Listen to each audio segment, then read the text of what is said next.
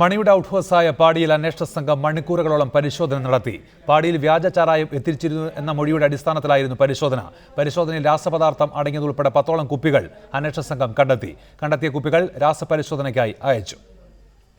രാസപരിശോധനാ ഫലം പുറത്തുവന്നതിൽ മണിയുടെ ശരീരത്തിൽ കീടനാശിനിയുടെ അംശം ഉണ്ടായിരുന്നെന്ന അസ്വാഭാവിക സാഹചര്യത്തിലാണ് അന്വേഷണ സംഘം മണി അവസാനമായി ചിലവിട്ടിരുന്ന പാടിയിൽ പഴുതടച്ച പരിശോധന നടത്തിയത്. പാടിയിൽ സുഹൃത്ത് സൽക്കാരങ്ങൾക്കായി വ്യാജ ചാരായം ഉപയോഗിച്ചിരുന്നതായി അന്വേഷണ സംഘം കണ്ടെത്തി. മണിയുടെ സുഹൃത്ത് ജോയിയാണ് വ്യാജ ചാരായം നിർമ്മിച്ചു നൽകിയതെന്നാണ് സൂചന. ഇയാളെ പോലീസ് കസ്റ്റഡിയിലെടുത്തിട്ടുണ്ട്.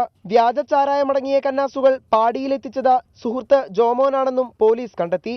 അതേസമയം അന്വേഷണ സംഘം പാടിയിൽ നടത്തിയ പരിശോധനയിൽ 10ഓളം കുപ്പികൾ കണ്ടെടുത്തു. സെപ്റ്റിക് ടാങ്കിൽ നിന്ന് കീടനാശിനി അടങ്ങിയ ഒരു കുപ്പിയും കണ്ടെടുത്തു.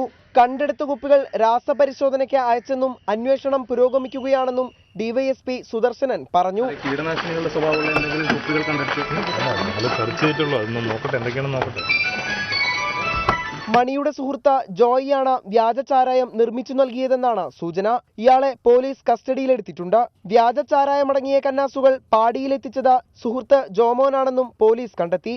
അതേസമയം മണിക്ക് പ്രകടമായ അസുഖങ്ങളൊന്നും ഉണ്ടായിരുന്നില്ലെന്നും അബോധാവസ്ഥയിലാകുന്ന അന്നുപോലും മണി ആരോഗ്യവാനായിരുന്നുവെന്നും പാടിയിലെ ജീവനക്കാരൻ മണികണ്ഠൻ റിപ്പോർട്ടറോട് പറഞ്ഞു. നല്ല ഉഷാറായിട്ട് ഉണ്ടായത്, വേറെ ഒന്നും കുഴപ്പമില്ല. അന്ന് ഞാൻ കണ്ടിട്ടുണ്ട്.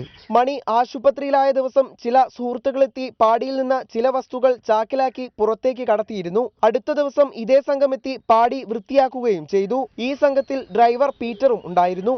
മണിയുടെ അടുത്ത സുഹൃത്തുക്കളായ 2 പേരെ അന്വേഷണ സംഘം രഹസ്യകേന്ദ്രത്തിൽ വെച്ച് ചോദ്യം ചെയ്തു വരുന്നതായും സൂചനയുണ്ട്. കലാഭവൻ മണി തന്റെ അവസാന നിമിഷങ്ങൾ ചെലവിട്ട പാടിയിൽ നിന്ന് തന്നെ മണിയുടെ മരണത്തിന്റെ യഥാർത്ഥ കാരണം പുറത്തു കൊണ്ടുവരാൻ സാധിക്കുമെന്ന പ്രതീക്ഷയിലാണ് അന്വേഷണ സംഘം.